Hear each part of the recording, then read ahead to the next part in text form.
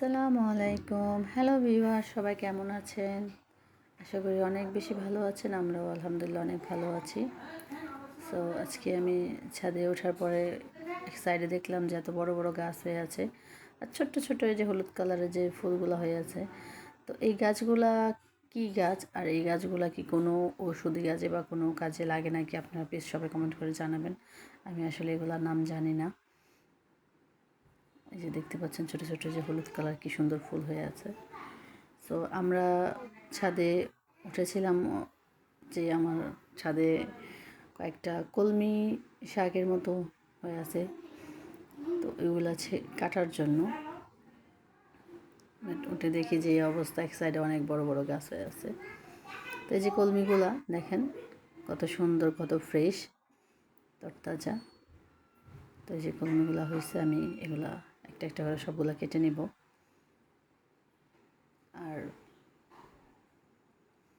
কলমিগুলোর মধ্যে একটাও পোকা নেই, সবগুলাই খুব ফ্রেশ, কোনো পোকা নেই আর কোনো ফর্মা নেই। আসলে এগুলা কিন্তু আমি কখনোই করি নাই, মানে এখানে আমি তো এগুলা বুনি নাই, এভাবেই হয়েছে।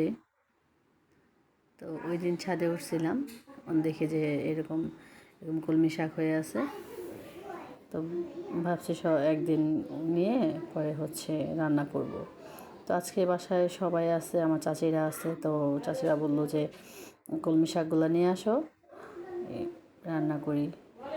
তো খুব বেশি না, অল্পই, কিন্তু যতটুকুই হয়েছে, মানে আমি ছুরি দিয়ে কাটা বাদ দিয়ে এখন দেখতেছেন যে হাতেই কাটতেছি, মানে ছেড়ে নিচ্ছি, কারণ খুব কচি ছিল আর খুবই ফ্রেশ।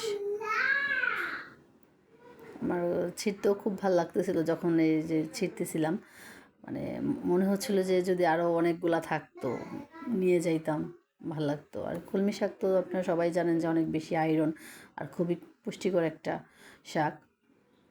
তো নিজের কলমি শাক তো বলতে গেলে এগুলো মাটিতে হয়, তো আমার ছাদের উপরে হয়েছে, মানে খুব মজাই লাগতেছে, খুব ভালোও লাগতেছে। তো এই এই অল্প অল্প করে যে এদিকে ওদিকে ছড়ায় ছিটায় আছে, আমি সবগুলাই খুঁজে খুঁজে বের করে ছেড়ে নিয়ে যাচ্ছি, রান্না করব। যদিও এগুলো আমি রান্না করব না, আমার চাচিরা আছে, আমার চাচিরা থাকলে আমার চাচিরাই রান্না বাড়া করে, আমার কিছু করা লাগে না। তো আমার চাচিরাই রান্না করবে, আমি নিয়ে যাচ্ছি।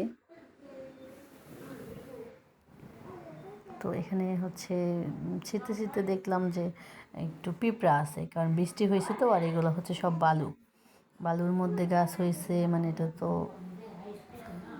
মানে হওয়ারই কথা না। এখানে সিলেকশন বালু আমার বেশি ছিল, বিল্ডিং করার পরে যে সিলেকশন বালু, তারপরে ইটের গুঁড়া, সিমেন্টের যে কংক্রিটগুলো আছে ওইগুলো ছোটো ছোটো যে ওই যে দেখতে পাচ্ছেন ছোটো ছোটো স্কোয়ার শেপের, এগুলো ঢালাইয়ের কাজে লাগে।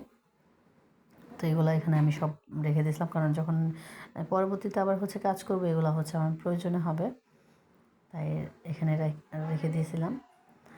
এগুলার ফাঁকে ফাঁকে কি সুন্দর দেখেন, কতটা ফ্রেশ, কি যে ভালো লাগতেছে এগুলা হয়ে আছে। আমি কিন্তু এগুলা লাগাই নাই, এমনিতেই হয়েছে। তো যেটা যত্ন করে লাগাই সেটা কিন্তু হয় না। যেমন আমি ছোট ছোট ড্রামে অনেকগুলো মরিচ গাছ লাগাইছিলাম, হয়েছিল, বড়ও হয়েছিল, কিন্তু একটাও মরিচ হয় নাই। একবার তরমুজ গাছ ড্রামে লাগাইছিলাম, ওইগুলোও হয়েছিল, খুব ভালো হয়েছিল, কিন্তু বৃষ্টির পানিতে সব নষ্ট হয়ে গেছে। আর এই যে দেখতে পাচ্ছেন যে এই কয়টা শাক হয়েছে, সব মিলিয়া। এই শাকগুলো এখন আমি নিয়ে যাব, চাচিদের হাতে দিব, যে দেখি চাচিরা এটা দিয়ে কী করে, কী রান্না করে। শাকগুলো কিন্তু খুব ফ্রেশ, দেখতে পাচ্ছেন, খুব সুন্দর, কোনো পোকা নেই, সব কয়টাই নিতে পারবো এখান থেকে, আর একটু ফেলতে হবে না।